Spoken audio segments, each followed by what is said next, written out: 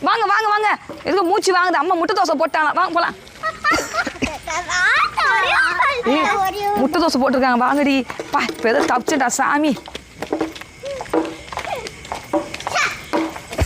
வாங்க போய் முட்டை தோசை சாப்பிடலாம்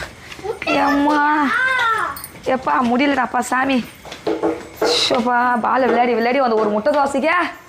இவ்வளோ தூரம் வர வச்சிட்டால கவி எனக்கு ஆல்ரெடி முட்டை தோசை அப்புறம் ஆட் பாக்ஸ்லையா சூடா போட்டு தரேன்னு சொன்னியடி அக்கா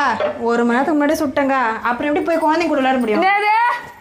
1 மணி நேரம் ஆகுதா ஆமாங்க அப்ப எதுக்கு நீ பால் விளையாட விட்டேன்னு